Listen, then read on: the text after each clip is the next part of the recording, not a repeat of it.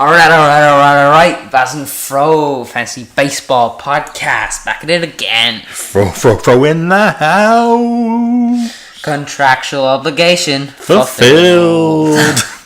All right, so today we're going to be looking at the Podcasters League update number 1. I like talking about this one. Yeah. Let's start with Baz versus Sabia. Yeah, let's jump right into it. First, we're going to look at how everybody's doing as of Thursday afternoon Pacific time. We probably should do a quick little interrupt here for those of you who are just joining us or kind of refreshing your memory. We're playing in a podcast league. There's 12 of us in this league. We're all podcasters. We all kind of think we know a bit about fantasy baseball.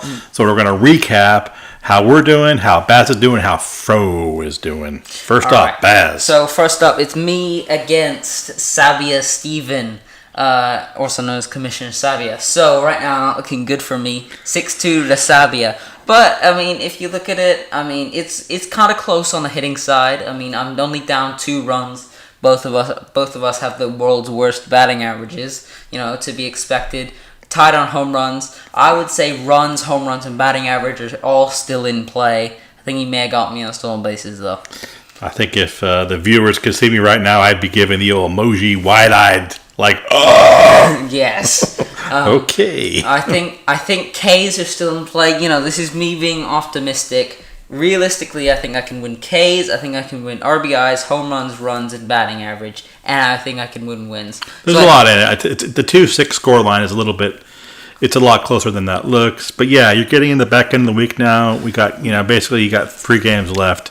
Yeah. So, optimistically, all right. I want to say I'll win 6-4. Realistically, probably won't happen, but I guess we'll see on Sunday. We're chalking up the first loss of the season here, folks. Yeah. All right, now Fro against Fantasy Thumbs, also known as Thumbs Up Fantasy. All right, hey Fro, you're losing as well. It's okay. 4-6.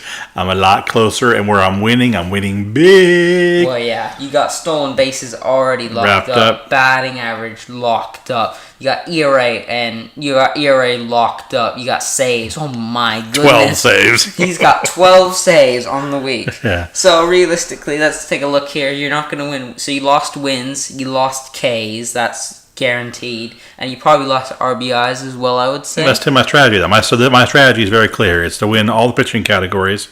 Well, let me rephrase that. It's to win the ERA, WHIP, and saves category, and then I'm trying to do home runs, RBIs, and runs and batting average. So yeah. So home runs, runs, and RBIs is lost. Home runs is a lot to play for. Runs is a lot to play for, and I'm probably got batting average 1. Well, yeah, you got batting average, ERA, and saves locked up. So you both have 3 locked up, and then it's going to come down to the hitting. And the reality is, once after this slide was already made, we know the current score is 5-5. So the Fro man is coming back, steamrolling. All right. Next up, Fantasy Gospel versus Fighting Chance Polka. I think we'll run by these quickly, but yep. I think the noteworthy number here is 37 RBIs on the week. Holy guacamole. Yeah, but 7-3 to Fantasy Gospel at the moment. Both of their pitching lines are pretty awful. But I think a lot of games could be played in Coors Field. Yes.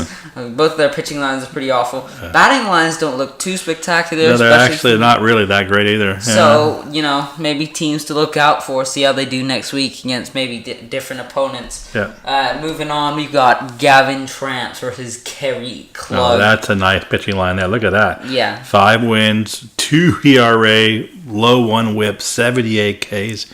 Wow. Yeah, so and pretty good batting line too to combat or to complement that. Yeah, so crazy that it's actually 5-5. Yeah. Tramps is looking nice right now. Team to look out for, I'd say. Well, based on that week, yeah, sure. Yeah, I mean Kerry 40 runs with a 290, and 36 RBIs. He's still looking pretty solid. Got a good batting line. That's kind of the pitching team against the batting team, isn't it? Yeah. All right. Moving on, we've got Fighting Chance Ryan and Steve, mainly managed by Ryan, against King D-Cap. It is a blowout at the moment, 8-2 to Fighting Chance. And if you look at it, it is a blowout. It's not one of those ones. Well, it's kind of close. It's a blowout.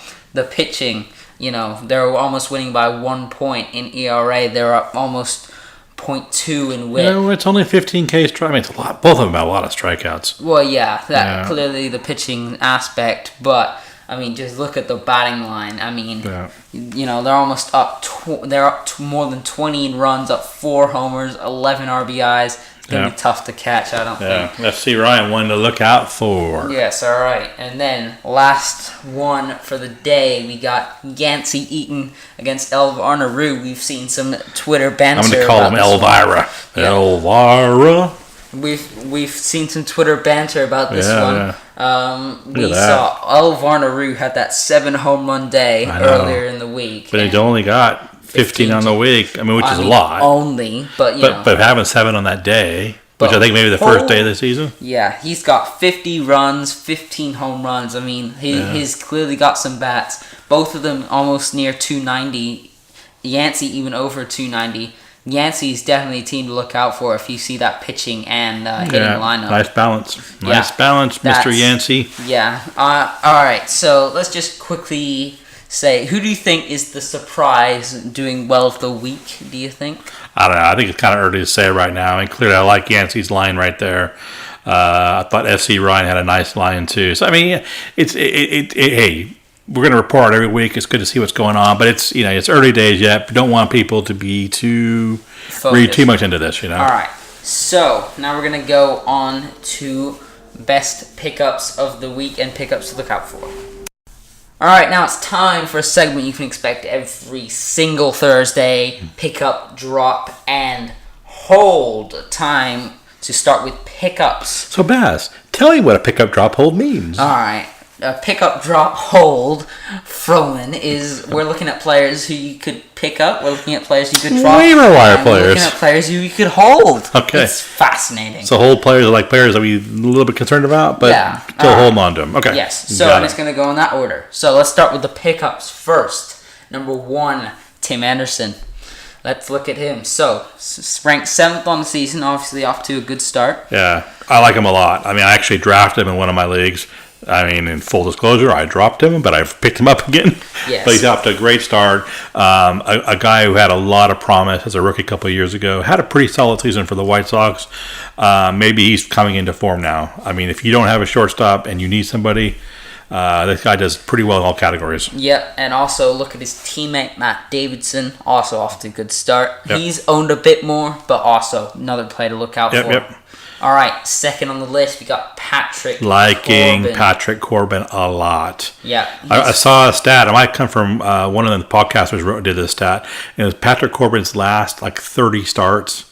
He's got an ERA of it's still going into well into last season. He's got an ERA of under 3. Exactly. So he's a guy who's always had great stuff. Kind of questionable consistency, but he's had 2 great outings this year, including blew out the Dodgers at Chase. Yeah. So Dodgers not looking too good right now. We might find them in our areas of concern. Yes. Or our holds. Yes. All right. Next, we got Ohtani, the hitter version. He's got 2 jacks. Everybody's kind of hyping up on Twitter, obviously, because Ohtani's the next big thing, apparently. But be careful a little bit. I think people. I mean, the numbers are pretty good. Yeah.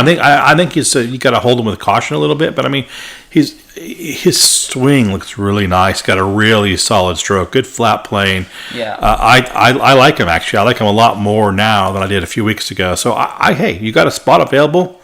Roll the dice. Yeah, I think what we got to consider here, obviously spring training isn't everything, but I think the main thing you got to consider, if this wasn't Ohtani, would I pick him up? That's really the main, Sure, but that's we're always picking up people on their promise, for sure, yeah, exactly. On their potential.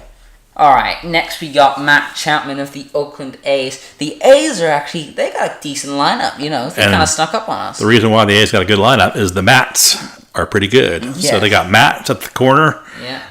And everyone knows about Olsen, but actually Chapman is a name people don't know as much, not as widely held. Solid player. I mean, I got to say right now, I wish I had room on my team for him because he's a player I'd like to pick up. Yeah, especially around here in the Bay Area. Getting a decent amount of hype from our local A's reporters. So, yeah, definitely a player to look out for. All right, last on the pickups list, we got Nick Ahmed, He's in a powerful lineup. Not too many at bats last year. This could be the year that we see what he really has. He certainly has a great start to the season. He's ranked, I don't know, 20, 25, something like that right now. Yeah. But he's, we'll see. I'm not sure I'd pick him up right now. I certainly have an eye on him, and I do have an eye on him. He's on my watch list. Yeah, I think out of all these players, he should probably be last on your pickup list. But definitely keep an eye on him. All right, now we're looking at our keeper drop, or kind of, players who are kind of in the middle. We can't really decide about. So number 1, Delano DeShields, out 4 to 6 weeks on the DL. Is he worth the DL slot? Not on my team, he's not. Yeah. I like him. I tend to focus on stolen bases, so he has a role normally in my teams if I can. But, yeah, not right now. I got too many other things, too many other players I hold of interest. So So Delano DeShields right now is a drop. Next up, his former teammate, shall we say, because he is now in the minors, Willie Calhoun. He had some decent hype around him in the preseason, spring training and that. But he's down in the minors. What do you think of that? Actually, he got an NA slot in your team. I put him on my NA slot. I think he's worthy of an NA slot. But right now, otherwise, you're holding a player who it's hard to see when he's coming back up. So but I put him on my NA slot. But a lot of leagues don't have that. Yep. Next, we got Denilson Lamet. He obviously also just went down on the DL. He was worth a draft pick at the start of the season, but is he really worth a DL slot? I mean, I don't think so. No, I don't think so. Next, we got Jack Flaherty, another prospect who he looked really good in his outings. Actually, we're kind of surprised he went down. It was because of Wainwright coming back. But there's always a risk of that happening. I mean, keep an eye on him. Yeah, but definitely. you got to drop him really. Yeah, you gotta drop him, but if he, again, NA slot, I think he might even be better than Calhoun to stick on there, because he could come back up real fast. Yep. Alright, and then last, we got Ryan McMahon. You like this. I liked him. I picked him up. I was enthusiastic about him. He's just not getting that bats. I mean, and I don't understand why he's really on the team, because he's such a young player that either he's the kind of guy you only keep them on your roster if you're going to play them. They're not playing them adequately, so yeah. Exactly. It's like, they could have done a kind of a Steven Duggar thing. Maybe give him a bit of time in the minors while it's not really his fit, and then bring him up when it is his time. But yeah, it doesn't make sense why he's on the Rockies right now. He should probably be in the minors. Yep. So probably a drop for him. I did drop him. I didn't even NA him. I dropped him. Yep. He's still in the majors, so you can't NA him. That's true. Yes, sorry, I couldn't. But I would even NA him. I dropped. Well, maybe I would NA him, but I dropped him. Yep. All right, now finally we got our areas of concern, our hold section. Lo and behold, we have all relievers appearing. Why do relievers always have such volatility? I don't understand it either. It just kind of goes with the territory, I guess. So our first guy. This is our biggest concern. I own him in 3 leagues. Yes, Corey Knebel has been blown up recently. He is on a team with fantastic relievers. They obviously have Josh Hader. He could definitely be on the pickups list right now because he's injured right now too, so he's kind of day to day, maybe going the DL. But I mean, he's been hit hard and not. It's not good, especially when you got good competition around you that willing to snap up that relieving job. Wait a minute now. Am I seeing Kenley in the areas of concern? Yes, you are seeing Kenley. Now, another player that I own a lot. Yes. Now, people might think, a bit early, but apparently velocity is down. He's been blown up twice by Zona and our Giants, and that. Our Giants don't blow up anybody. Yeah, our Giants blow up no one. I mean, in the first 2 games of the season, yes, we did win, but we scored a whopping 2 runs. Yeah. So our lineup isn't the most potent in the league. So if Kenley's getting blown up by them, not a good sign, I don't think. Yeah, no, I'm more concerned about his velocity being down. Yeah, definitely. And his cutter not cutting.